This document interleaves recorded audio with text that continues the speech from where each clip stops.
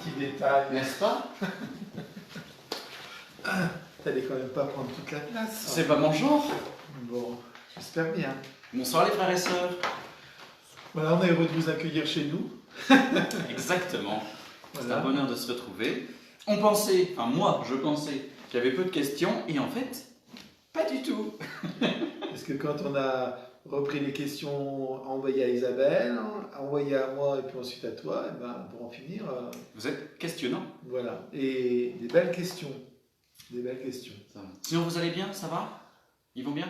Très bien, Voilà. ils sont contents. Alléluia. Ah, encore. Vas-y. Alors, rentrons dans le vif du sujet. C'est vif, effectivement, tout est très vif. Alors oui, ça commence fort. Alors voilà.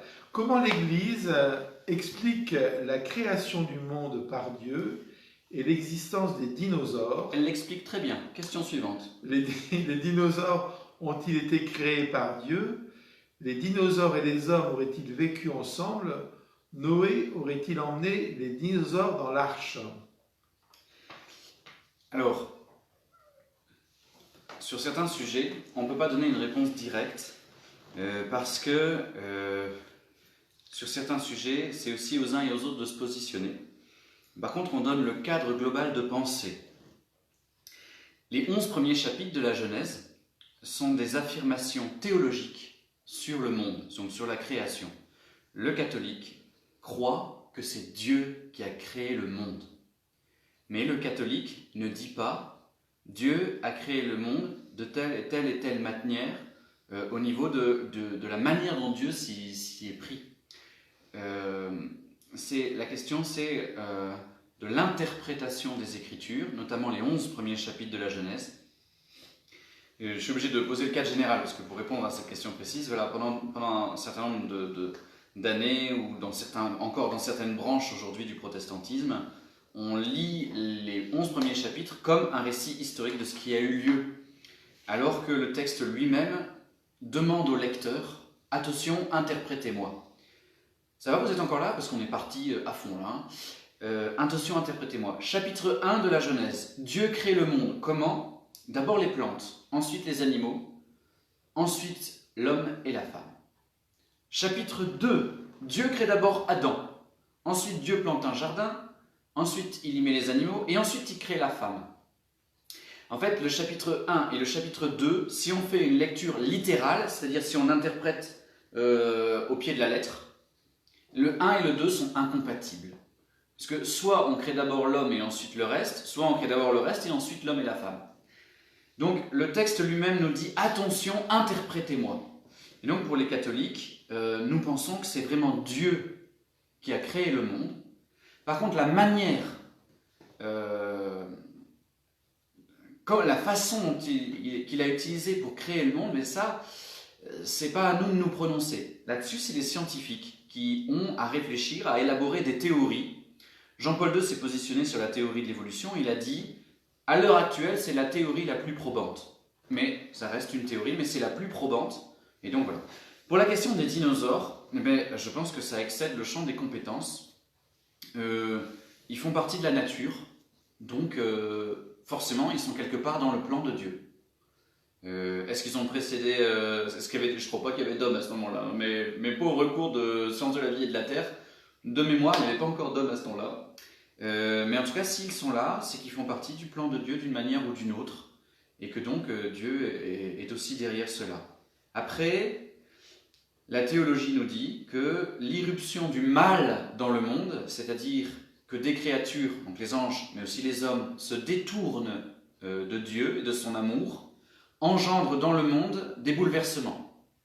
Et donc, est-ce qu'il est possible qu'il y ait eu des bouleversements qui s'étendent à toute l'histoire de la création à cause du mal? J'en sais rien. Voilà, c'est une des théories théologiques. Donc en fait, pour répondre, est-ce que les dinosaures ont été créés par Dieu? Comment l'existence des dinosaures? Bon, ben, je ne sais pas si c'est à nous d'expliquer l'existence des dinosaures. Par contre, nous, on croit que Dieu a créé le monde et que donc tout le créé, Dieu y a pensé. Moi, je crois qu'il faut, il faut lire les premiers chapitres de la Genèse d'une manière un peu poétique. C'est-à-dire que je crois que celui qui a écrit ces chapitres a essayé d'imaginer le monde. Mais à l'époque où ça a été écrit, ils en savaient encore moins qu'aujourd'hui, d'une certaine manière, parce que la science n'était pas au point d'aujourd'hui. Voilà, Dieu a créé le monde. Ce monde, il est parti de quelque part, il va quelque part. C'est un mystère. Ça fait partie du mystère de Dieu, moi je crois. Et que la seule certitude que nous avons, c'est que tout cela a du sens. Même les scientifiques le disent. Voilà, il y a du sens dans le fonctionnement des galaxies, dans le fonctionnement. Et il y en a qui parlent du grand horloger, il y en a qui parlent. Nous, on dit, bah voilà, c'est Dieu qui donne le sens. Et c'est là que la science et la foi peuvent se retrouver. Autant la science peut expliquer, on va dire, scientifiquement comment ça s'est créé, autant la foi, elle, peut donner du sens à la création. Et c'est là que science et foi, d'ailleurs, souvent les grands scientifiques deviennent souvent des grands croyants. Isabelle. Pour rester dans la Genèse, d'où vient le fait que le serpent soit mauvais? Alors c'est une question intéressante. Vous voyez par exemple le chapitre 3, le serpent se met à parler. On est bien conscients, nous catholiques, que les serpents, ça ne parle pas, frères et sœurs, ça ne parle pas. D'où le serpent. L'écrivain biblique, pour faire comprendre des choses, prend des symboles. Et les symboles sont ambivalents. Il y a certains symboles qui à des moments sont bons, à d'autres moments sont mauvais. En tout cas, le symbole du serpent, à mon avis, on a choisi le serpent parce que c'est une créature qui surgit, qui mord, et cette morsure peut conduire à la mort. Et donc, l'écrivain biblique a dû se dire, c'est une très bonne métaphore pour parler de l'esprit du mal. Et le livre de l'Apocalypse, donc on va tout à la fin de la Bible, confirme bien que l'esprit du mal, c'est une entité, c'est une personne, c'est un être. C'est pas seulement, voilà, il y a du mal dans le monde, mais on pense qu'il y a un monde angélique, et donc il y a qui nous tentent, qui nous tirent loin de Dieu, parce qu'eux-mêmes ont refusé de servir Dieu, de lui obéir et de l'aimer. Alors ils n'ont de cesse de tirer hors de Dieu toute créature. Et il est dit dans le livre de l'Apocalypse très clairement, il est vaincu, l'antique serpent, l'antique serpent, le serpent qui date du livre de la Genèse, le démon, le diable, le dragon. Voilà ces différents signes. C'est bien. Ça vous va?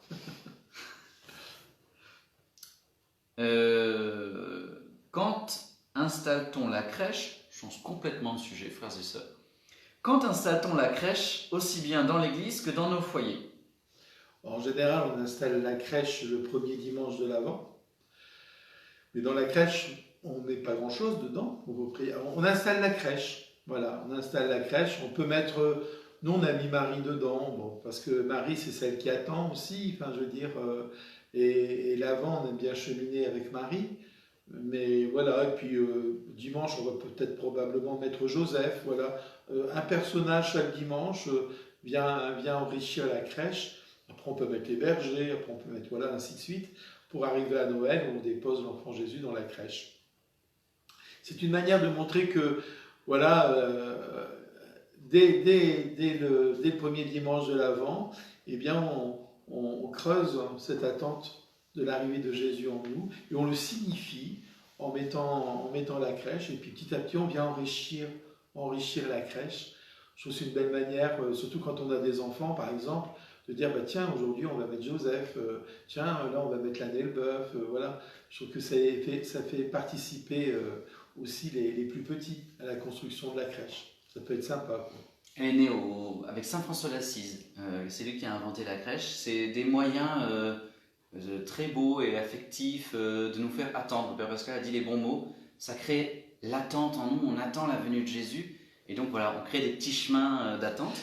Et vous avez une autre question qui vient juste après, la signification de la couronne de l'Avent et des 4 bougies, c'est la même signification.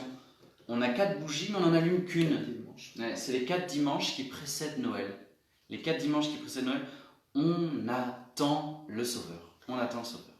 Pour rester à la crèche, les rois mages, c'est bien à l'Épiphanie. Oui.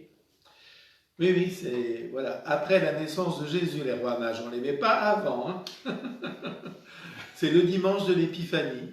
Voilà, là qu'on mange la galette des rois. Exactement.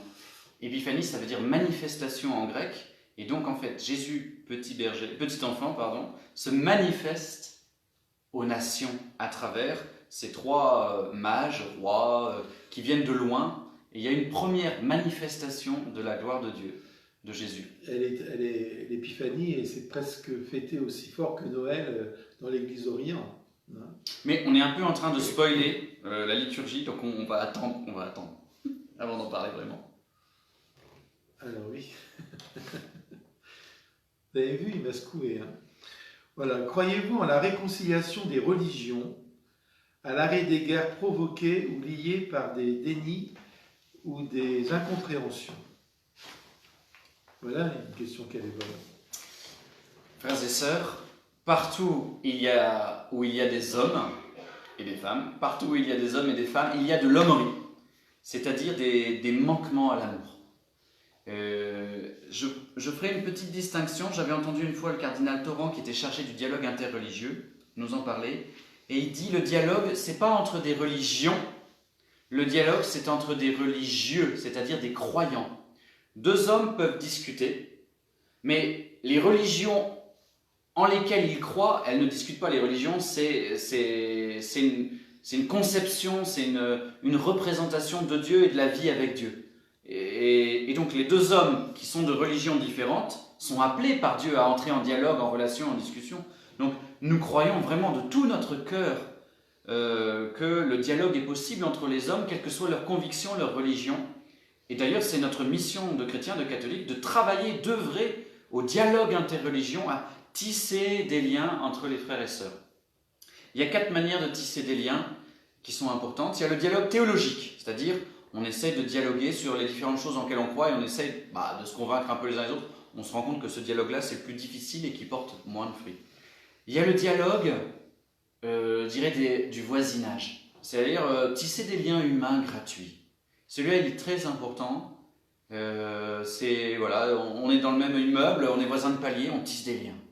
Il y a le dialogue des œuvres, c'est-à-dire ensemble, on est de religions différentes, mais on va agir. On va se mettre ensemble au service des pauvres, ensemble au service de la création, ensemble au service de la société. Donc, dialogue théologique, dialogue de vie, dialogue des œuvres et dialogue des spiritualités, c'est-à-dire c'est le dialogue des manières de prier. Par exemple, les bouddhistes et les moines catholiques, les moines bouddhistes et les moines catholiques ont fait des expériences, 6 mois dans un monastère, 6 mois dans l'autre, pour s'enrichir des modes de prière, même si les théologies sont très très différentes, mais les manières de prier parfois se ressemblent. Voilà. Et donc nous croyons de toutes nos forces que ce dialogue il est possible. Maintenant, dans les différentes religions, il y a des hommes et des femmes qui sont opposés au dialogue. Il faut en prendre acte et pas être naïf non plus. Il faut aussi reconnaître notre histoire. Tu voulais parler des guerres de religion ? Oui, souvent on s'aperçoit que les guerres de religion sont plus des guerres, on va dire, politico-religieuses que des guerres de religion en tant que telles. C'est souvent la politique qui se sert des religions pour monter les uns et les autres. On s'en aperçoit, c'est flagrant en Irlande par exemple, ou dans d'autres régions. Moi je crois que il faut qu'on apprenne à vivre ensemble. On a à recevoir les uns des autres des choses, tout en restant nous-mêmes. Je veux dire, il ne s'agit pas de vouloir ressembler à tout le monde. Je pense qu'on a chacun notre originalité, on a chacun nos richesses, on a chacun notre histoire. On peut dialoguer, on peut partager, on peut s'enrichir les uns les autres. Et puis voilà, puis on peut vivre les uns à côté des autres sans se faire la guerre, tout simplement en se respectant. C'est ce que le pape François dit quand il dit Tutti Fratelli, dans son dernière lettre encyclique, il nous demande d'y croire. Ça ne veut pas dire que ce sera facile, ça ne veut pas dire que ça va marcher. Ça veut dire qu'il faut se mettre en marche résolument vers là. D'ailleurs, je pense que l'Église, de ce côté-là, elle est assez innovatrice. Parce que, je veux dire, c'est Jean-Paul II qui a réuni pour la première fois toutes les religions à Assise pour une prière commune. Et ça se refait régulièrement. Je veux dire, et ça c'est quand même quelque chose de fort. Je veux dire que on arrive au moins à prier ensemble. Ou en tout cas, d'être ensemble, chacun à prier, Voilà. de tisser des liens. Et je me dis, c'est un beau signe. C'est un beau signe. C'est un beau signe. Bon, voilà, après, on est différent. Il faut aussi l'accepter. Et il faut aussi apprendre à vivre ensemble, tout simplement. Je me dis, on n'a pas à vouloir écraser les autres. Voilà. Ni se laisser écraser d'ailleurs. Voilà. Les frères et sœurs. La tolérance, c'est quelque chose d'important, surtout dans notre monde d'aujourd'hui.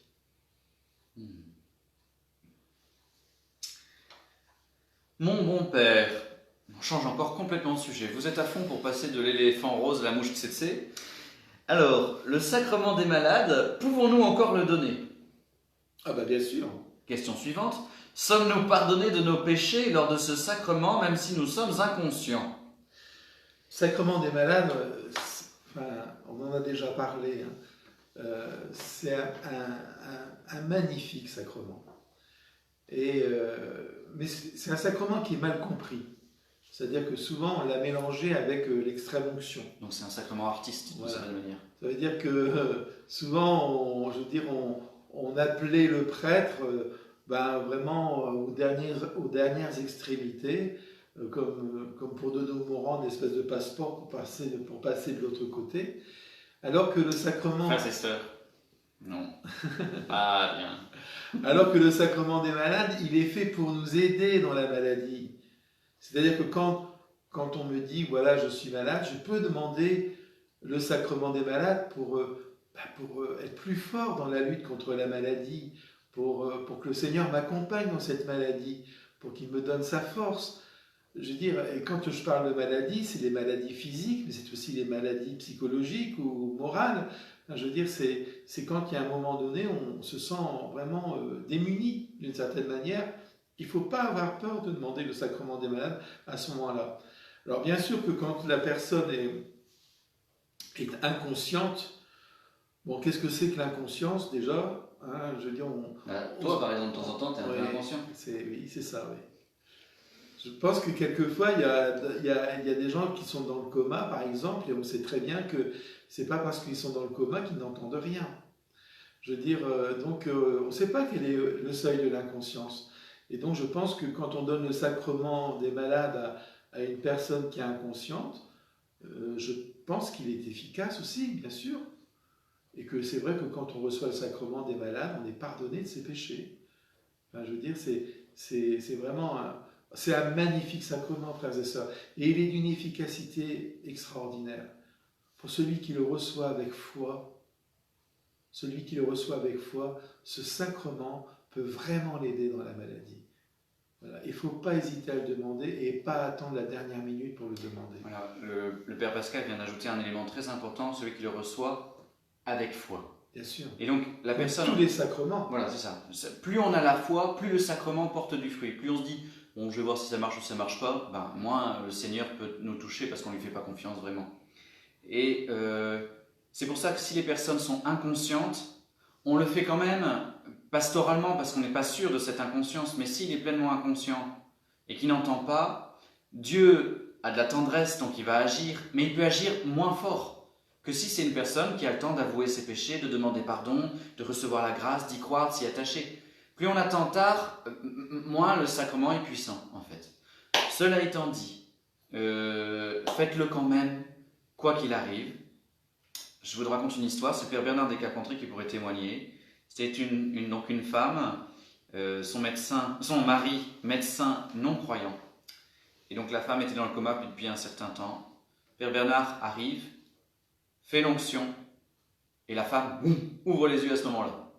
Le mari s'est converti, et c'était un moment très fort pour le Père Bernard. Donc, voilà, je dirais, il n'est jamais trop tard pour appeler un prêtre tant que la personne n'est pas morte. Une fois qu'elle est morte, là, on ne peut plus donner le sacrement des malades. Mais il vaut mieux quand même, frères et sœurs, que la personne puisse croire en ce qui lui advient, et donc qu'elle soit consciente. Et c'est un des rares sacrements qu'on peut recevoir plusieurs fois dans sa vie. Ça veut dire que le sacrement des malades, voilà, enfin, je veux dire, on peut le recevoir plusieurs fois dans son existence. On peut être malade et puis après ça peut aller mieux et puis on fait une rechute. Bon, voilà, on peut le demander de nouveau, sans aucun problème. C'est un beau sacrement. Enfin, je terminerai aussi par ça. Enfin, moi, ça me touche beaucoup parce que on voit Jésus quand même dans les évangiles. On parle beaucoup de Jésus qui guérit les malades. Et je veux dire, d'une certaine manière, dans une lettre, Saint Jacques dit, voilà, quand quelqu'un d'entre vous est malade, qu'il appelle les anciens. Les anciens, bah, c'est les prêtres. Il y en a qui sont plus anciens que d'autres. Je te le fais pas dire. Je prends les devants parce que ça allait arriver. Et donc, Une bonne soirée. pour pouvoir donner le sacrement, quoi. Moi, j'avoue que c'est un des sacrements dont j'ai pu constater plusieurs fois dans mon existence de prêtre l'efficacité. L'efficacité chez des malades. En tout cas, qui permettent à beaucoup de malades de retrouver une paix intérieure dans leur combat contre la maladie. Alors, la question suivante.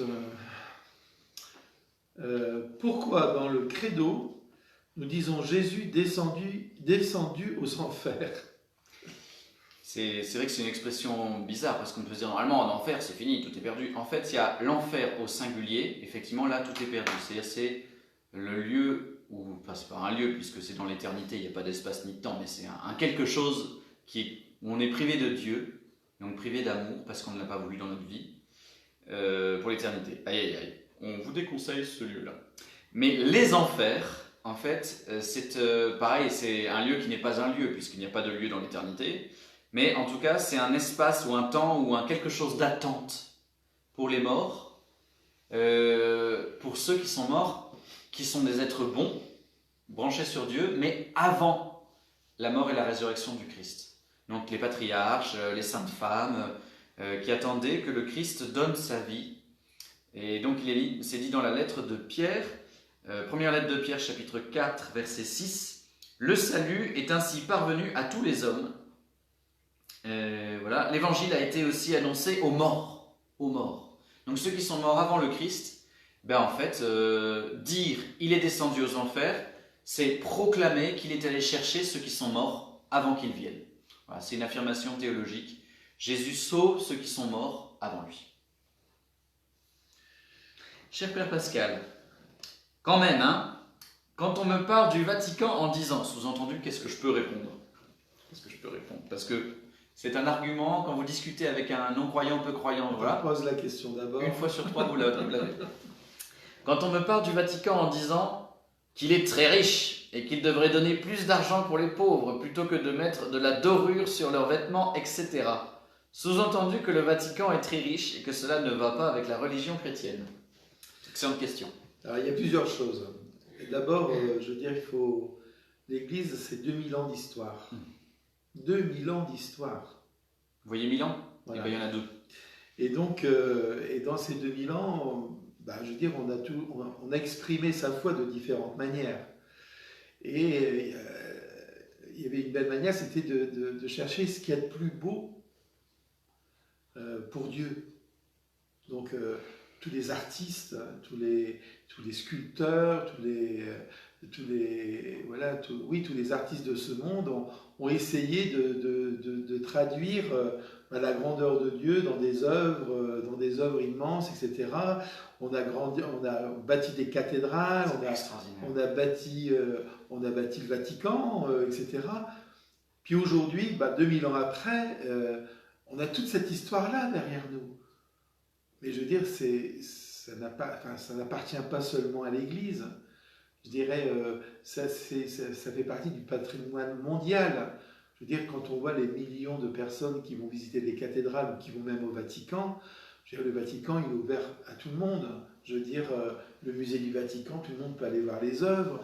La basilique Saint-Pierre, pareil, etc. Vous savez, aujourd'hui, le pape François, il vit dans une petite maison avec des religieuses, à l'intérieur du Vatican. Il ne vit pas dans les appartements d'apparat, etc. Et je pense qu'il ne faut pas tout mélanger. Mais en plus, l'Église, c'est quand même une institution qui est mondiale, internationale. et que ben, il faut aussi que cette Église, ben, il faut une organisation. Et dès qu'on est dans une organisation, il faut des financements. Et l'Église, tout l'argent qu'elle reçoit, elle ne le garde pas uniquement pour elle. Enfin, je veux dire, elle aide aussi les jeunes églises qui se créent un peu partout dans le monde. Elle soutient des tas d'œuvres à droite, à gauche dans le monde, etc. Et je pense qu'il ne faut pas tout mélanger. Enfin, l'Église, vous savez, n'est pas si riche que ça. Enfin, moi, je me dis, nous, nos paroisses, je veux dire, on a du mal à boucler nos fins de mois. Hein, je veux dire, surtout en ce moment. Enfin, je peux vous dire que en ce moment, c'est extrêmement difficile dans les paroisses. Alors, vous allez dire, bah, pourquoi le Vatican vous aide pas? Bah, parce qu'il ne peut pas nous aider, d'une certaine manière. Je veux dire, c'est pas parce qu'il y a des tableaux et des sculptures et des dorures, mais c'est invendable, ces choses-là. Et ça fait partie de l'histoire. C'est des œuvres d'art. On ne va pas aller vendre les œuvres qu'il y a au Louvre. Je veux dire, comment... Non, ces œuvres-là sont faites pour que tout le monde puisse les voir, tout le monde puisse en profiter. Et je pense que la plupart des trésors du Vatican, bah, vous les retrouvez au musée du Vatican, où il y a des millions de personnes qui vont les voir, comme ceux qui vont au Louvre. Et je pense que notre pape, par exemple, il est un peu prisonnier, je dirais, de la grandeur du Vatican. Je pense que s'il pouvait aller vivre ailleurs, il ne demanderait peut-être pas mieux. Hein, mais c'est là, ça existe, ça a été construit par les hommes pour rendre gloire à Dieu, etc. On ne va quand même pas tout démolir ça n'aura aucun sens. Ça n'aura aucun sens. Voilà, je pense qu'il faut... Vous savez, on peut toujours trouver des raisons de critiquer l'Église. Hein, je veux dire, c'est tellement facile de sortir des choses comme ça. Moi, je crois que l'Église est une institution qui est à la fois prisonnière de son passé, voilà, et qui en même temps, je veux dire, essaie, avec tout ce passé, bah, d'une certaine manière, de rendre aux hommes une partie de ses richesses, dans la mesure où elle permet à tout le monde de pouvoir en profiter. Et si un jour vous allez à Rome, bah, vous rentrerez dans la basilique Saint-Pierre. Et c'est beau et grand. Qui est monumentale. Et on est en admiration et impressionné. Moi, je me dis, qu'est-ce que c'est beau que des hommes aient créé cela, quoi. Pour la gloire de Dieu. C'est quand même grandiose. Quand vous allez dans une cathédrale, c'est magnifique. On se dit, mais comment ils ont fait pour faire ça? Mais on se dit, mais quelle foi ils ont dû avoir pour faire ça, quoi. Je pense qu'il faut plus admirer les choses que forcément les critiquer, quoi. C'est à tel point que quand les hommes commençaient à bâtir la cathédrale, ils savaient qu'ils ne verraient pas la fin. Et c'était une fierté pour les bâtisseurs de participer à un ouvrage qui resterait après eux et qui part de l'infinité, la grandeur de Dieu, quoi. Après, bon, comme on disait tout à l'heure, partout où il y a des hommes, il y a de l'hommerie. Et dans l'Église, il y a eu de l'hommerie, il y a eu des excès, il y a eu... Voilà, et je crois aussi qu'on a le droit de dire... bah oui, il y a des moments où on a un peu abusé, quoi. Je veux dire, enfin, il y a eu quelques prélats qui s'en sont mis un peu dans les poches, et voilà, et qui ont fait des trucs qui sont un peu abusés, qui, effectivement, ils auraient mieux fait de le donner aux pauvres. Je sais plus si mon latin il est très bon, mais j'ai une expression qui me remonte. L'Église, elle est semper reformandum, je sais pas si ça se dit comme ça, hein, mais ça veut dire elle se réforme sans cesse. L'Église, elle essaye, il y a des erreurs, et elle se réforme. Et elle se réforme, et elle avance. François d'Assise, au Moyen-Âge, il a dit « Ah non, non, non, hein, l'évangile c'est la pauvreté ». Et clac, il a tout vendu, tout donné, et il s'est retrouvé tout nu sur la place d'Assise. C'est l'évêque qui lui a donné son grand manteau. Et donc il y a des saints comme ça qui nous remettent, qui nous recadrent de temps en temps. Cela étant dit, tout ce que le Père Pascal a dit, et on va Père Pascal. Voilà. Et donc du coup, je suis souscrit à 1000%. Voilà. On peut faire amende honorable, mais on peut aussi mettre en valeur. Bah, puis voilà, c'est ce que tu disais. Je veux dire, l'Église, elle est faite d'hommes et de femmes, hein, avec tous leurs travers. Hein. Je veux dire, et je pense que ce qu'il faut, c'est aussi... elle est humaine, l'Église, qu'est-ce que vous voulez que je vous dise, moi. et elle n'est pas parfaite. Ben non, elle n'est pas parfaite. Mais on l'aime quand même. Et moi, je suis heureux d'être prêtre dans cette Église, même avec ses imperfections. Parce qu'elle m'apporte bien plus que ses défauts, en fait. C'est notre famille, frères et sœurs. On a tous, dans toute nos familles, des cadavres dans le placard. Est-ce que... C'est toi qui me la poses, je crois, celle-là. Oula, Bah oui, c'est une vraie. Est-ce que c'est la foi qui conduit à l'action vers les autres ou l'inverse? C'est par rapport à la vidéo de ce matin, ça. Est-ce que c'est la foi qui conduit à l'action ou est-ce que l'action, c'est-à-dire le fait d'aimer, faire du bien, peut conduire à la foi? Je pense que les deux sont des chemins que le Seigneur utilise pour que toute notre personne adhère à ce qu'il est, à son amour, à sa vie, à sa personne. Vous voyez, foi et action, on pourrait dire que ça touche deux parties de notre être. La foi, elle touche davantage, je dirais, notre intelligence. Je reçois quelque chose qu'on me dit de Dieu, je reçois Dieu, alors c'est l'intelligence et le cœur. Bref, l'intelligence et le cœur, c'est plus dans la foi, c'est dans la réception quand même de Dieu, et tandis que l'œuvre, c'est dans la donation de soi. Mais en réalité, quand on se donne à quelqu'un, on fait comme Dieu fait. On fait quelque chose qui est proprement divin. Quand on donne de l'amour, on ressemble à Dieu. Donc, il y a quelque chose, quand on donne de l'amour, on adhère à une connaissance de Dieu. On est proche de Dieu aussi. Foi et amour sont liés. Saint Jean qui dit ça, celui qui aime connaît Dieu, celui qui n'aime pas ne peut pas le connaître. Et donc, je me dis, il y a des gens qui sont parfois, qui disent ne pas connaître Dieu, mais qui par les œuvres qu'ils font par amour des autres, en fait, connaissent Dieu peut-être parfois mieux que nous, d'une certaine manière, mais bon, voilà, il faudra leur faire découvrir. Exact. Il faudra leur faire découvrir. Et puis, il y en a d'autres qui, au nom de Dieu, au contraire, vont agir et vont...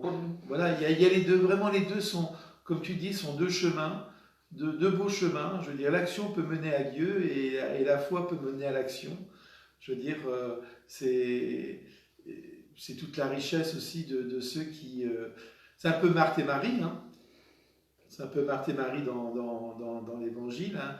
Marie qui est au pied de Jésus et qui écoute Jésus, etc. Marthe qui s'active dans tous les sens, mais pour que Jésus soit bien reçu. Oui, oui. Et qu'il ait tout ce qu'il faut. Je veux dire, les deux sont importants. Voilà. Et je pense qu'en nous, en fait, il y a souvent des Marthe et des Marie. On est souvent les deux. Ce que j'ajouterais quand même, hein, c'est que les deux sont importants. C'est-à-dire qu'il peut y avoir des idéologies, c'est-à-dire, comme je suis dans les actions, je n'ai pas besoin de prier. Mon action est une prière. Non, il manque quelque chose. Parce que précisément, Jésus dit à Marthe, non, il faut que tu écoutes la parole de Dieu. Mais je mettrai en parallèle justement donc les deux textes. Vous avez avant Marthe et Marie, vous avez le bon samaritain. Le bon samaritain, en fait, c'est un prêtre et un diacre qui ne prennent pas soin du mourant. Et donc la foi sans les œuvres, elle n'a aucun sens. Et Marthe et Marie, Marthe, elle s'agite, mais elle ne va pas écouter la parole de Dieu. Jésus, il est là, pas pour être gavé de nourriture, mais pour pouvoir donner la parole. Donc Marthe, elle est à côté de ses pompes, en fait. Il y a le temps du service et il y a le temps de l'écoute de la parole et de la prière. Et les deux sont absolument nécessaires dans la vie chrétienne. Et Saint Paul synthétise quand même dans la lettre aux Éphésiens au chapitre 2, il dit « Ce qui nous sauve, c'est Dieu. Et Dieu, on reçoit son salut par la foi. Et la foi produit en nous des œuvres. » C'est quand même un chemin voilà. Il nous donne la foi pour qu'on puisse aller plus loin dans l'amour.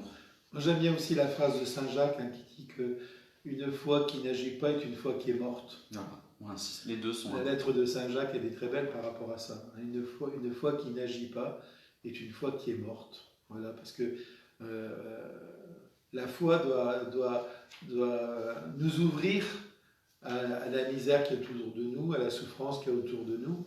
Et du coup, un chrétien ne peut pas rester inactif par rapport à ça. Ça n'est pas possible. Ça n'est pas possible. Oui. 2 commandements. Aime Dieu, aime les autres. Il n'y en a pas qu'un, il y en a 2. Et en fait, il faut faire les deux. Isabelle. Pourquoi dit-on que le temps de l'Avent est une période où l'on doit faire pénitence? C'est pas forcément... Enfin, Moi, j'aime pas trop qu'on dise, voilà, c'est une période de pénitence, parce que souvent derrière le mot pénitence, on met quelque chose d'un peu tristouné, etc. C'est une période où on est appelé à convertir son cœur. C'est différent. C'est-à-dire à retourner son cœur vers Dieu. Et si on veut retourner son cœur vers Dieu, eh ben, il y a forcément des choix à faire. Ça veut dire qu'il y a des choses qu'il faut qu'on laisse tomber. Et dire la pénitence, c'est ça, c'est repérer un petit peu dans notre vie. Mais qu'est-ce qui fait que j'attache tant d'importance parfois au matériel et si peu d'importance au spirituel? Comment ça se fait qu'il y a des tas de choses qui encombrent ma vie, qu'il y a un bric-à-brac dans ma vie qui font que j'ai jamais de temps à consacrer à Dieu? Ben, je me dis, le temps de l'Avent, comme le temps du carême d'ailleurs, c'est des temps que l'Église nous donne pour dire, assieds-toi 2 minutes, regarde un peu de quoi est fait ta vie, et regarde un peu la place qu'a Dieu dans cette vie-là. Et tu vas peut-être t'apercevoir qu'il y a plein de trucs inutiles dans ta vie, dans tes journées, qui encombrent tes journées, et qui t'empêchent de donner un petit peu de temps à ton Dieu. Moi, je crois que c'est ça, vraiment le temps de l'Avent, le temps de carême. S'asseoir, dire, mais bon sang, à quoi je passe mes journées pour en finir? Et puis on s'aperçoit que dans ces journées, il y a des choses essentielles, bien sûr, hein. Puis il y a des choses vraiment où je perds mon temps, quoi. Alors que je pourrais peut-être passer un peu plus de temps à prier ou à lire un bon bouquin spirituel comment... Voilà. Et je me dis que c'est ça, le temps de l'Avent et le temps du carême. Temps de pénitence dans le sens de dire, je dois faire le tri dans ma vie et balancer tout ce qui m'empêche vraiment de donner du temps à Dieu. Et je vous assure que quand on fait les points comme ça, souvent on est surpris de voir que notre vie, il y a ces bric-à-brac dans notre vie parfois qui fait qu'on n'a jamais le temps, mais forcément on n'a jamais le temps. Elle est tellement encombrée notre vie.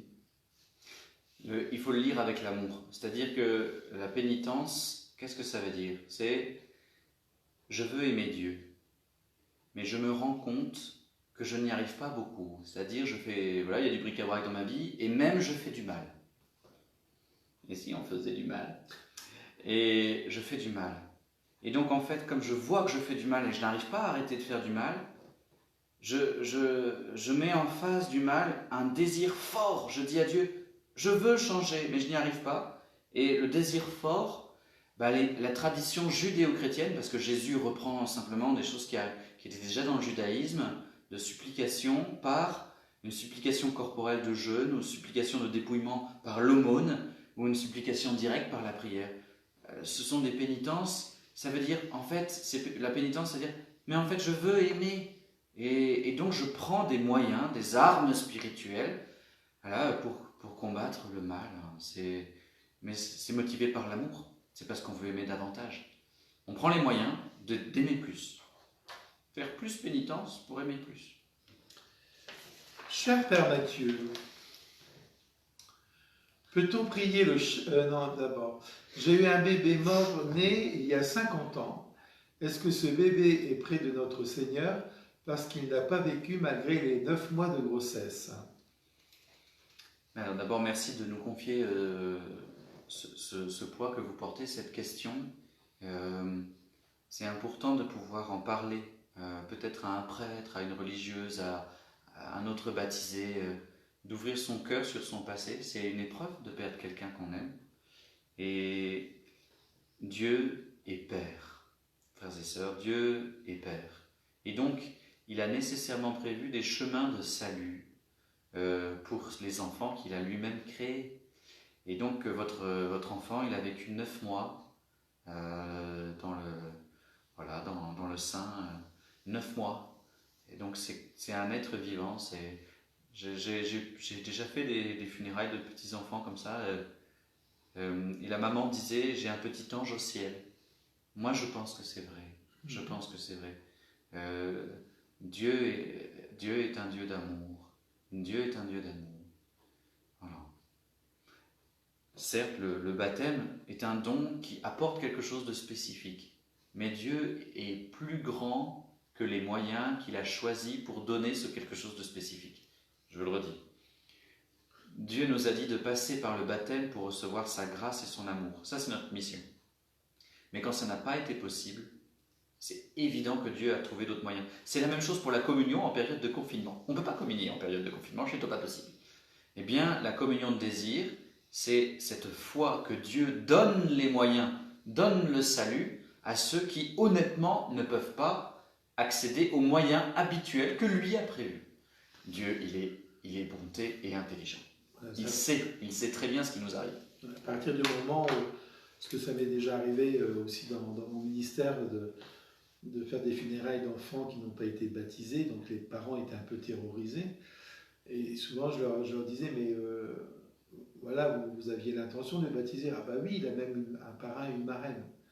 À partir du moment où il y avait vraiment l'intention de baptiser l'enfant, je veux dire, l'Église considère que l'enfant est baptisé d'une certaine manière. Hein, ouais, je pense que ça, c'est important aussi pour nous rassurer les uns les autres. Et c'est quelque chose de beau, justement, dans l'Église. Parce que, quelquefois, voilà, pour telle ou telle raison, là, c'était un enfant qui était malade, et donc à chaque fois, il reportait le baptême, hein, mais c'est pas à cause de la maladie. Je dis, mais bien sûr que le Seigneur, il accueille. Moi, je veux dire, vous vouliez le baptême. Bah, il a le baptême, si vous le vouliez. C'est comme la communion de désir. C'est exactement la même chose. Il est bien, le bon Dieu. Ah, vas-y. C'est encore pour toi. Hein. Peut-on prier le chapelet médité durant l'exposition du Saint-Sacrement? Alors, pour ceux qui ne savent pas, l'exposition du Saint-Sacrement, c'est à la messe, on consacre l'hostie, ça devient le corps du Christ, on la consomme, mais on en garde aussi des parcelles pour le mettre dans un beau soleil doré qu'on appelle l'ostensoir. D'ailleurs, nous vous invitons vivement à repenser à l'adoration de temps en temps. On vous prépare psychologiquement, on va bientôt vous refaire un coup de pub pour vous inviter à nouveau à venir adorer le Seigneur qui vous attend, et que quand il y a des priants qui se succèdent devant le Saint-Sacrement, eh bien, il y a des grâces qui tombent sur la paroisse, il y a des conversions, il y a des joies, il y a des choses extraordinaires qui arrivent. Pour répondre à cette question, est-ce qu'on peut prier le chapelet devant l'hostie, devant le Saint-Sacrement? La réponse est oui, c'est même le pape Jean-Paul II qui le propose. C'est dans le texte « Reste avec nous Seigneur ». Donc Jean-Paul II dit « Si l'adoration ne peut se réduire à la seule prière du chapelet devant le Saint-Sacrement, le rosaire lui-même, entendu dans son sens le plus profond, biblique et christocentrique, pourra être une voie particulièrement adaptée à la contemplation eucharistique, réalisée en compagnie de Marie et à son école. » Je réexplique. C'est-à-dire que le chapelet, qu'est-ce qu'il médite? Les 4 chapelets méditent la vie de Jésus avec Marie. Dans le chapelet, on est avec Marie, elle est à côté de nous. De temps en temps, elle est aussi à côté de Jésus parce qu'on la regarde dans les mystères. Mais le chapelet, Jean-Paul II a réinsisté, c'est une prière christocentrique. Quand vous dites un « Je vous salue Marie », ça commence ici, ça finit là. Au milieu, il y a Jésus, le fruit de ses entrailles. Donc, Marie nous conduit à Jésus. Et donc, prier le chapelet devant le Saint-Sacrement, du moment que vraiment c'est une prière christocentrique, c'est-à-dire qu'on n'est pas juste dans la piété et la dévotion à Marie en zappant complètement Jésus, là il y aurait peut-être un problème. Mais on peut prier le chapelet devant le Saint-Sacrement. Ça peut nous aider au contraire à prendre encore plus conscience de la présence du Christ au milieu de nous. Si toutefois, ça n'est pas l'unique chose qu'on fait devant le Saint-Sacrement, il est bon aussi d'adorer gratuitement, de lui parler. Présence réelle du Seigneur devant nous. Mon cher Père Pascal, il faut en profiter parce qu'on a un curé sous la main. Puis-je ramener l'hostie à quelqu'un qui me le demande, même si ce quelqu'un en question n'assiste que très rarement à la messe? Alors, je veux dire, nous, on ne demande que ça. Je veux dire que des chrétiens ramènent le corps du Christ aux malades, aux personnes qui ne peuvent pas aller à la messe. Je pense que la notion pour amener la communion, c'est est-ce que la personne ne peut pas venir à la messe? C'est-à-dire si elle ne peut pas se déplacer.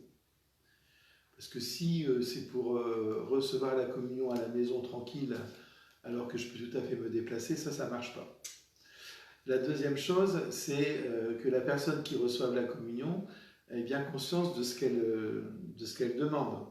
Et du coup, on ne vient pas apporter la communion à la personne en disant « Tiens, débrouille-toi avec Jésus ». On ne met pas dans la boîte aux lettres, frère et sœur. Voilà, on prie avec la personne. Il il y a une manière de porter la communion, et il y a même un petit document d'ailleurs qu'on peut remettre à ceux qui portent la communion, qui explique très bien comment faire. Hein. Et puis je pense que ce qui est important quand on porte la communion à quelqu'un, c'est de prier avec la personne. On ne dépose pas le Saint-Sacrement et on s'en va. On lui donne le Saint-Sacrement. Le Saint-Sacrement se reçoit. Jésus se reçoit, il ne se prend pas. Jésus se reçoit. Et ça, c'est donc important. Donc je pense qu'il faut vérifier ces petites choses-là. Hein. Un, que la personne ne peut vraiment pas par elle-même aller à la messe, parce qu'elle est en mauvaise santé, ou parce qu'elle est âgée, etc. Vulnérable, ou une peur incroyable, une peur trop forte en ce moment. Et puis je pense aussi que c'est important que quand on porte la communion à des personnes, que de temps en temps ils puissent rencontrer un prêtre pour vivre le sacrement de la réconciliation, au moins une fois dans l'année, une ou deux fois dans l'année. C'est aussi très important. Hein, voilà. Effectivement. Alors après, peut-être ce qu'il y a derrière cette question, c'est peut-être que c'est... En fait, la question elle est belle parce que ça veut dire que vous rentrez dans l'accompagnement pastoral. Vous savez, dans l'accompagnement pastoral, quand on est prêtre ou alors quand on est une laïque ou un laïque engagé, on est avec les personnes qui nous entourent. Il y a la loi, c'est-à-dire voilà, il y a des critères, et puis il y a les personnes. Et nous, notre job, notre mission, c'est d'aider les personnes à grandir. Donc il ne s'agit pas d'appliquer bêtement la loi, mais il ne s'agit pas non plus de faire comme s'il n'y avait pas de loi, la loi d'amour. Donc dans l'accompagnement pastoral, on se pose la question, pour cette personne, qu'est-ce qui est bon pour elle? Ici, c'est une personne qui, durant sa vie, n'a pas beaucoup été à la messe, c'était pas trop son truc. Et là, à la fin, il y a une ouverture. Je pense qu'il faut mettre en valeur cette ouverture. Voilà, maintenant, peut-être qu'elle ne peut plus y aller. On va pas lui dire « Ah, c'est trop tard, il fallait y aller avant ». C'est pas tellement le genre de Jésus.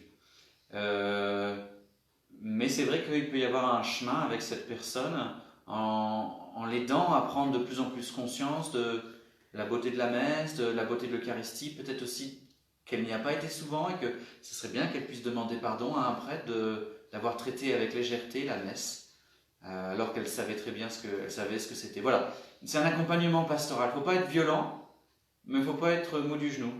On y va pas à pas pour que les personnes grandissent vers le Christ et vers une plus grande plénitude. Des personnes sont intéressées par le document pour pouvoir porter la communion. Il n'y a pas de souci, on pourra vous le donner. Il existe. Et il est bien fait en plus. Même moi, j'en ai besoin. Je suis content de savoir qu'il existe. Voilà. Il s'intéressait un peu à la vie paroissiale, il saurait que ça existe. Heureusement qu'on délègue les tâches aux uns et aux autres. Question suivante.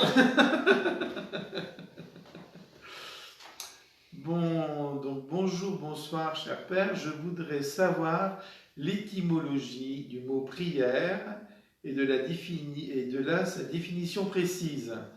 Le mot prière englobe tellement de façons différentes d'être en communication directe avec Dieu que je m'y perds.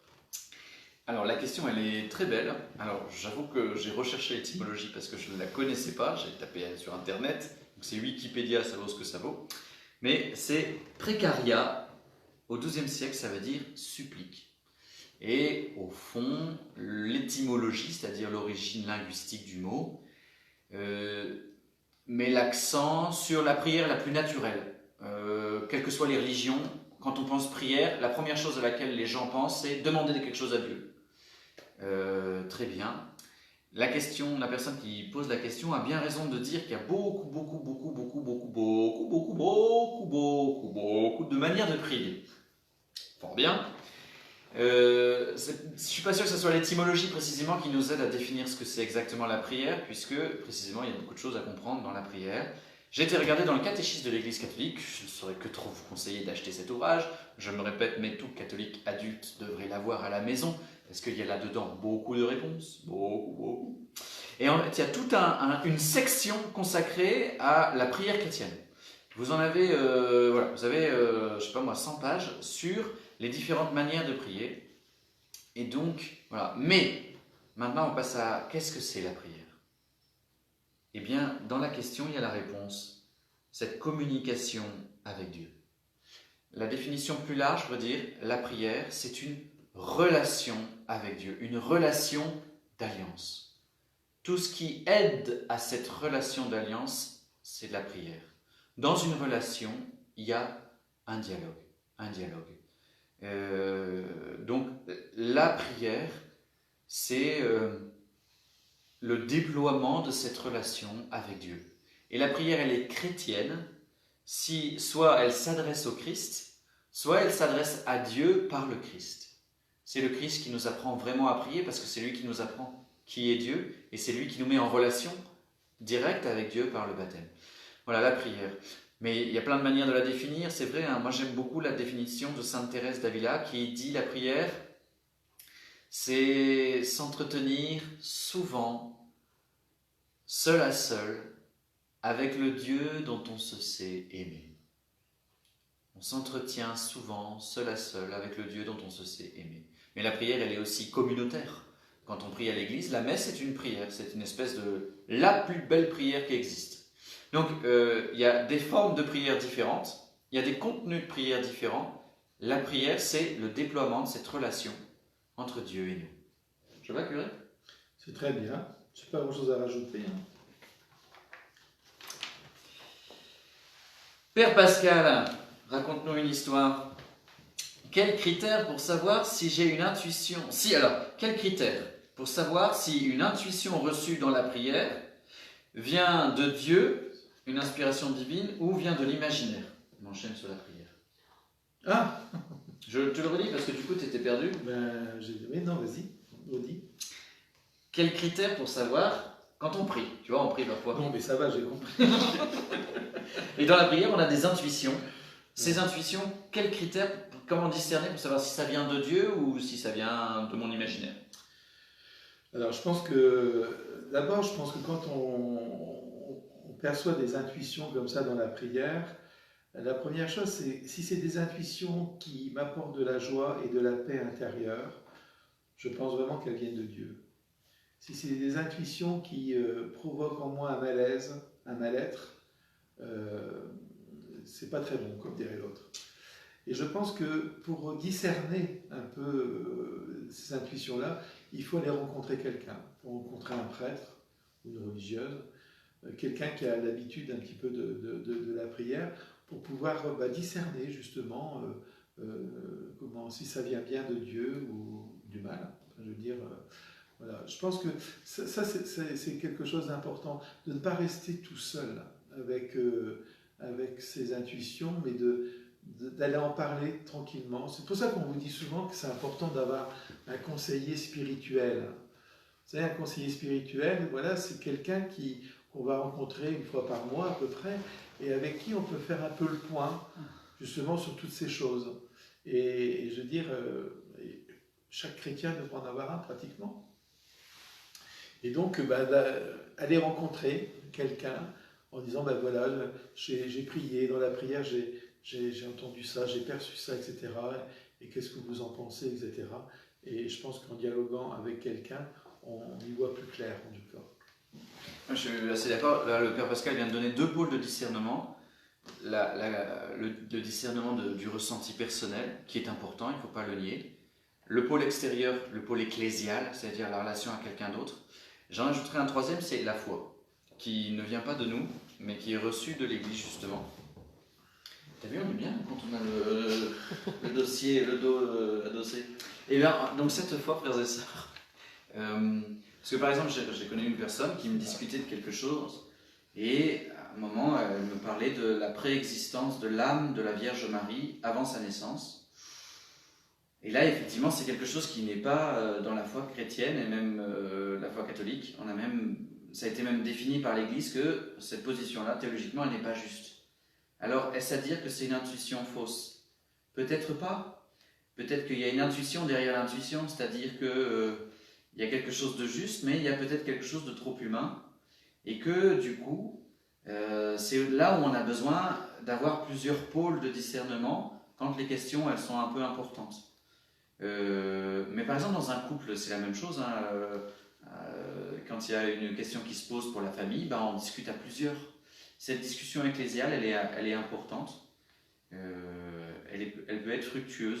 Donc, je ne dis pas du tout qu'il faut se méfier de ses intuitions. Au contraire, je trouve comme le Père Pascal, quand elles nourrissent, il y a de la paix, de la joie. Parfois, ça peut être un peu désagréable, une intuition, justement, parce qu'on on est appelé à se convertir, on n'a pas envie de se convertir et du coup on refuse d'entendre l'intuition qu'on a. Donc voilà, ce désagréable-là, il est bon. Mais effectivement, sinon, une intuition donne la paix. Mais parfois, pour les choses un peu fortes, voilà, il peut arriver que l'un ou l'autre ait des visions, des émotions, des décisions graves à prendre, une vocation, ça. Là, quand c'est un peu fort, c'est bien de partager à quelqu'un qui peut aider. Pour, voilà, dans le dialogue, on trouve. Et du coup, la feuille, elle est loin. C'est la dernière question. Et s'il n'en reste qu'une? On est en forme ce soir. Toi surtout. Frères et sœurs, la dernière question. Est-ce que je la lis ou est-ce que je la lis pas? Ok, d'accord. J'ai bien compris que le dimanche est un jour consacré à Dieu. Ça, c'est très bien de l'avoir compris. Mais où commence et où s'arrête le sabbat? Exemple. Travail pour nourrir sa famille, faire du feu pour se chauffer, nourrir son bétail. Peut-on dire qu'à partir du moment où on estime une action bonne et nécessaire, elle passe au-dessus de ce jour d'adoration? Merci pour votre réponse. Une très belle question. La question est beaucoup plus développée, parce que voilà, c'était très bien documenté d'ailleurs. Enraciné bibliquement, très En intéressant. prenant les expressions du Christ par rapport au sabbat, etc. Alors je pense que d'abord il ne faut pas mélanger le sabbat et on va dire le dimanche chrétien. C'est deux choses différentes. C'est deux choses différentes. Le sabbat, c'est les Juifs pour qui c'est important, et il commence le samedi, je pense, c'est ça, ouais, jusqu'au dimanche, et célébré par les Juifs. Alors c'est vrai qu'à l'époque de Jésus, c'était un peu compliqué le Shabbat, parce que, je veux dire, des 10 commandements, ils en avaient fait plus de 600 à l'époque de Jésus, qui réglementaient le moindre mouvement de la vie, en particulier le jour du sabbat où tout était réglementé, le nombre de pas qu'il fallait faire, etc. Et d'ailleurs, Jésus, quand il est venu, la première chose, il s'est révolté contre ça en disant « mais vous faites n'importe quoi ». Je veux dire, c'est pas ça que Dieu vous demande. Je veux dire, il vous demande de célébrer le Très-Haut. Il vous demande pas de vous empoisonner la vie. C'est pas du tout pareil. Et donc, ça, c'est pour le sabbat. Le dimanche, donc, où je veux dire, on fête la résurrection de Jésus. Il ne faut pas l'oublier, chaque dimanche, on fête la résurrection de Jésus. C'est pour ça qu'on se réunit dans nos églises, etc. Et le dimanche, oui, c'est le jour réservé pour le Seigneur. Ça ne veut pas dire pour ça qu'on ne doit pas avoir de l'attention pour les autres. Ça ne veut pas dire pour ça qu'on ne doit pas faire attention aux autres. Mais c'est réservé au Seigneur. Ça veut dire qu'on donne une place particulière au Seigneur ce jour-là. Déjà par l'Eucharistie, par la messe. Et puis, vous voyez, dans le temps, voilà, on marquait le coup, on s'habillait bien. Enfin, je veux dire, c'était le moment où on retrouvait vraiment la famille, etc. Et moi, je trouve un peu dommage que dans notre société d'aujourd'hui, de consommation, en fait, voilà, on va passer le dimanche à Auchan, quoi, dans la galerie marchande, parler d'un truc intéressant. Enfin, moi, je me dis, au lieu peut-être d'aller retrouver les gens qu'on aime et de passer un bon moment avec eux, au lieu de prendre du temps pour prier le matin, etc., ben non, on fait du dimanche, on fait un jour comme les autres aujourd'hui. Et je trouve que c'est dramatique. C'est dramatique parce que pour en finir, notre vie, elle devient plate, quoi. Allez, boulot, dodo, et même le dimanche, en fait. Et alors que je pense que le dimanche, quand on dit que c'est réservé à Dieu, ben c'est une manière de dire, mais je dois dire merci à Dieu pour tout ce que je vis, pour en finir. Je dois rendre grâce au Seigneur pour le bonheur d'avoir des enfants, le bonheur d'avoir une vie de famille pas trop mal, d'avoir un boulot. Et je peux rendre aussi au Seigneur, rendre grâce au Seigneur aussi, et lui demander aussi de m'aider quand c'est plus douloureux dans ma vie, quand je vis des souffrances. Ce jour-là, il faut que vraiment que le Seigneur ait sa place. C'est pas un jour comme les autres. Et je pense que si on le retrouvait dans nos manières de vivre, je me dis, on voit bien qu'avec le confinement, je pense qu'il y en a beaucoup quand même qui se reposent la question sur l'essentiel de leur vie, quoi. De quoi elle est faite, ma vie, pour en finir. Et si on est croyant, si vraiment Dieu a sa place dans notre vie, il faut bien qu'à un moment donné, je lui montre et que je lui dise, voilà, Seigneur, ce temps-là, il est pour toi, parce que tu fais partie de ma vie, parce que tu as ta place dans ma vie, parce que je crois en toi, parce que je t'aime, et je crois que toi aussi tu m'aimes, et que donc, le dimanche, c'est pour toi. Et je me dis que si, peut-être, je pense que Dieu a besoin aussi qu'on lui dise qu'on l'aime. Et je me dis que ce jour-là, il est fait pour ça. Si vous voulez aller plus loin, Jean-Paul II a écrit toute une lettre pastorale sur ce sujet. Alors, je ne sais plus exactement le titre, je me demande si c'est pas Le jour du Seigneur, Dies Domini, mais je ne suis pas bien sûr. En tout cas, vous tapez sur internet, c'est en libre d'accès, Vatican, Jean-Paul II, lettre sur le jour du Seigneur, je suis sûr que vous trouverez. Mais c'est vrai que ce jour du Seigneur, je pense que la question qui est posée doit rester une question. C'est-à-dire, comment est-ce que je dois vivre le jour du Seigneur? Si on se pose la question, on trouvera les réponses. Je peux donner peut-être aussi un deuxième élément, c'est que l'arrêt du travail, c'est important parce que c'est le 7e jour dans la création, Dieu chôma. C'est bien, comme on a commencé par la Genèse, on finit par la Genèse. Le 7e jour, Dieu chôma. Il s'arrêta de toute l'œuvre qu'il avait faite. Et donc, Dieu n'a pas besoin de s'arrêter de travailler. Mais c'est une manière de nous entraîner dans l'apprentissage du repos, parce que ce repos nous ouvre à la vie éternelle. Et c'est aussi une manière de s'arrêter de travailler, donc pour prendre du temps pour Dieu, pour les relations, pour la vie spirituelle, pour d'autres choses que le concret matériel de métro boulot dodo. On est fait pour plus grand. On est fait pour plus grand. Peut-être aussi la culture, voilà. Et s'arrêter, c'est aussi refuser d'être Dieu. Il n'y a que Dieu qui est Dieu. Et donc quand j'arrête de travailler, c'est une manière de proclamer mon travail n'est pas mon Dieu, ou ce n'est pas moi qui vais sauver le monde par mon travail. Je m'arrête parce qu'il n'y a que Dieu qui est Dieu.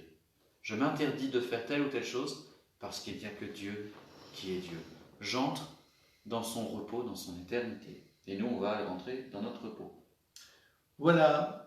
Et oui, ça fait déjà plus d'1 heure qu'on est avec vous. 1h02. On ne s'ennuie pas, mais bon, il est temps pour nous de vous quitter et de vous souhaiter une bonne soirée. Je pense qu'on peut peut-être ensemble terminer en disant simplement « Je vous salue Marie », en confiant toutes vos familles, en confiant aussi toutes ces questions qui travaillent votre cœur et qui vous font, on espère qu'ils vous font avancer dans la foi. En tout cas, c'est vraiment notre désir de vous accompagner sur ce chemin-là, simplement. Voilà, avec vous, tous ensemble. Marie, nous te confions toutes nos familles, nous te confions toutes nos questions, nous te confions nos doutes et nos espérances, nos joies, et marche avec nous pendant ce temps de l'Avent pour préparer nos cœurs à la joie de Noël. Je vous salue Marie, pleine de grâce, le Seigneur est avec vous. Vous êtes bénie entre toutes les femmes, et Jésus, le fruit de vos entrailles, est béni. Sainte Marie, Mère de Dieu, priez pour nous pauvres pécheurs, maintenant et à l'heure de notre mort. Amen. Et que Dieu Tout-Puissant nous bénisse tous au nom du Père, du Fils et du Saint-Esprit. Amen. Et on vous dit bonne nuit, faites de beaux rêves. À bientôt les frères et sœurs.